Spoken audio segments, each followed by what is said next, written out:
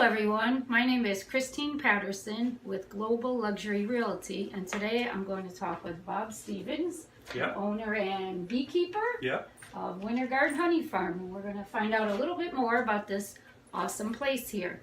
Okay, Bob, how long have you been here with the honey farm? Oh, the honey farm we've been at this location for almost 20 years. I grew up in Windermere, went to West Orange High School, Winter Garden. So I'm kind of a native, but my wife and I built a home here 20 years ago and have been here ever since. Wow, fantastic. Okay, what made you want to possibly start something like this? Well, the beekeeping has been in my life all my life, and I enjoy interacting with people, retail, whatever term you want to use, as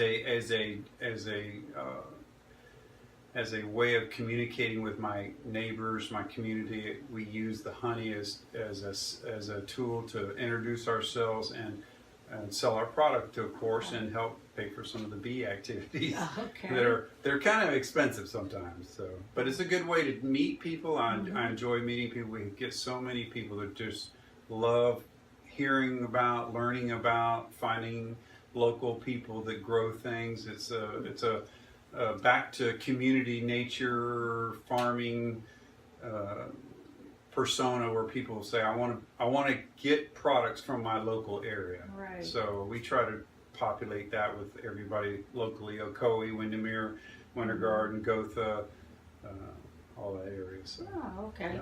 And is there anything that has really have been challenging, say, starting the business or the business itself? Challenging, we do everything ourselves. My wife and I, Trophy, we built this building, the retail shop. We built other buildings for the bees. It's just a matter of finding the time to do it all.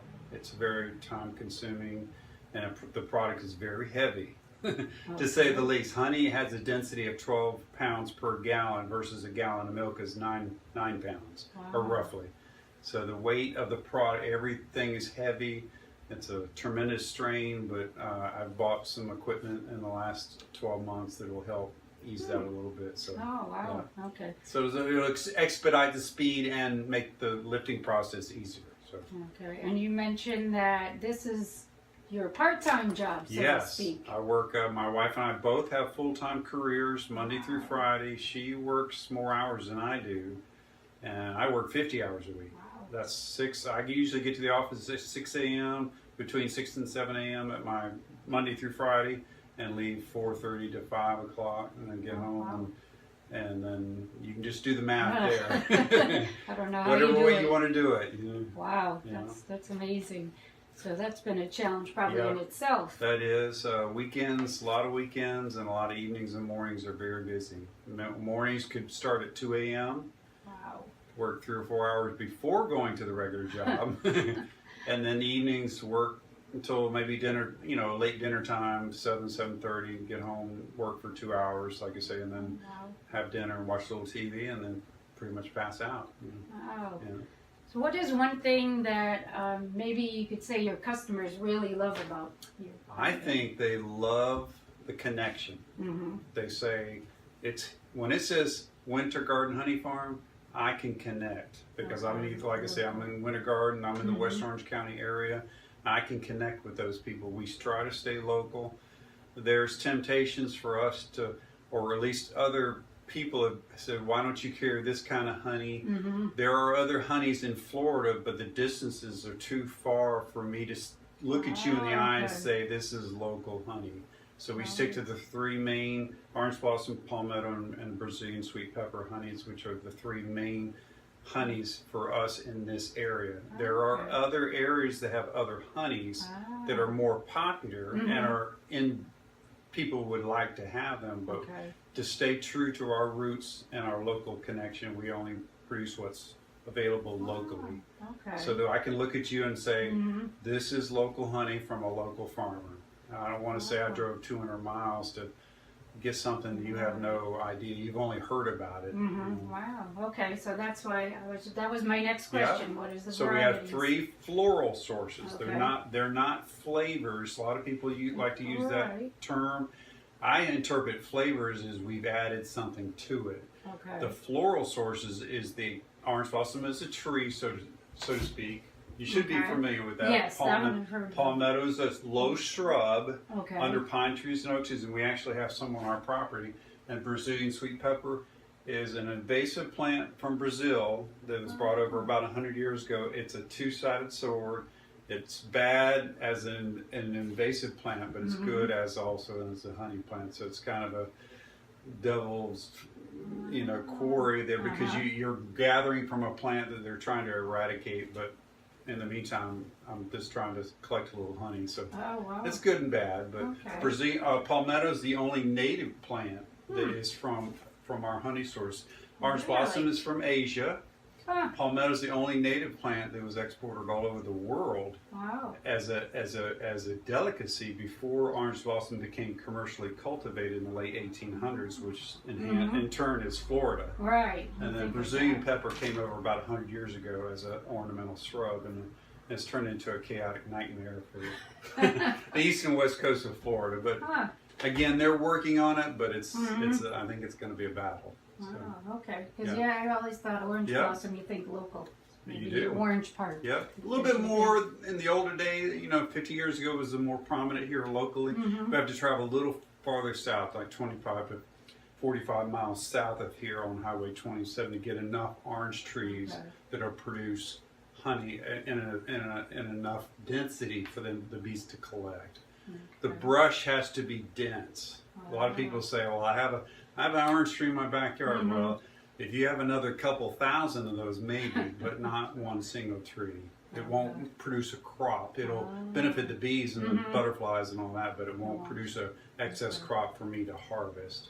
Right. So we do travel a little bit. Okay. Try to stay within 50 miles of Winter Garden. Okay. And is there a specific time that... Orange blossom just finished. It blooms the whole month of March typically. It could start a little early, late in February, and then go on to early April, but I just say the whole month of March. Palmetto is 2 months, is April and May. It's starting to bloom now. So this is, you can say this is mid-April. It's blooming now. And then Brazilian pepper is September and October. I have a June, July, and August bloom, but it's not predictable. It's not enough to say I'm going to have it every year. It's sable palm, and that stuff is just like that stuff is like ice cream in a bottle. And when people find out I have it, or anybody has it, it's sold within weeks. So I've only had it twice in 3 years. Wow. And it just sells out quickly. So, so I don't even mention it because we can't guarantee that we're going to get a crop. It's oh, by the way, I got a crop of it this year. It's very unpredictable. Okay, so they're not even. Okay, well that's very interesting. Yeah. It's fascinating. It is. Sharing. And it's floral sources. Yeah, the plant produces the flavor, the color, the viscosity of the plant. Also, the honey is dictated by the plant also. Typically, these are later in the year when there's more humidity in the air, and then the honey will be a little thinner. And then the orange blossom is usually the dry part of year for, maybe not this year, but typically January through April is the dry months for Florida. And so the viscosity of the honey it'll take about a half an hour to an hour for a bubble to rise from the top to the bottom of a bottle on orange blossom, where it may take only 10 minutes with these two, because there's a little bit more moisture in there. Okay, wow, so. That's fascinating. Yeah. I've learned quite a bit. There's a lot to learn. Yes, there's a lot to learn. So that's just fascinating. What is the best way for people that want to come and either ask more questions or find out how to come over here and visit your stand? This is open 6 a.m. to 9 p.m. every day. We're a self-serve stand. That's meaning that you bring either cash or you can write a check out to Bob Stevens. Take all your time in the world, pick out what you want. It's a honor system, so to speak. You have a drop box over to this other area, and people can learn. We're working on the educational part. We do have some tools up here, like a bee smoker. And then to my right, to my left, we have the observation hive, which you probably can't see. You can see it now. It's a 9-foot observation hive. Anyway, It's a 9-foot observation hive. It's a good educational tool for the people. They can really see what the bees are doing, what the inside of a beehive looks like.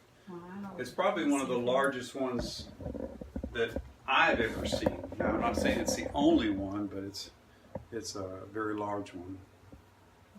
So we're working on the educational side. It's just a matter of time. It's a work in progress. We only opened this in November. Oh. So between maintaining the bee farm, maintaining the bee farm and working and building these and other things, it doesn't leave much time. But it's coming along nicely. And once I get this whole wall finished, it'll be nothing but education. Okay. So that's why it's blank now. It's pretty obvious. Okay. Other than the observation line. Awesome. And it'll be a good way to bring your family in, young, old, medium, and learn about bees. It's coming along, and what all I ask is for people to come purchase honey.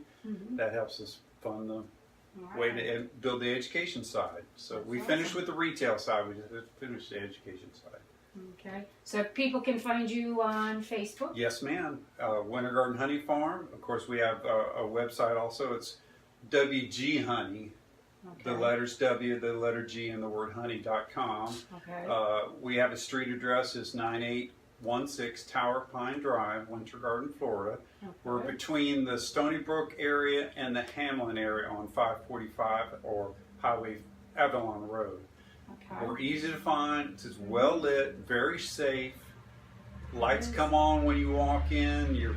Everything's very cordial. Take your time, do some shopping, and like I say, all you need to do is bring a little cash or write a check out to Bob Stevens, and you're good to go. That sounds wonderful. Yeah. I can't wait to get some of your delicious honey when we finish here. Absolutely. But it's been a pleasure and an honor speaking with you. Thank you. And I'm glad you took a little time off and shared. Fantastic. Well, we love our community, and we want to be involved in meeting people and sharing our experience and educating them. All right. Well, thank you again. Thank you. All right.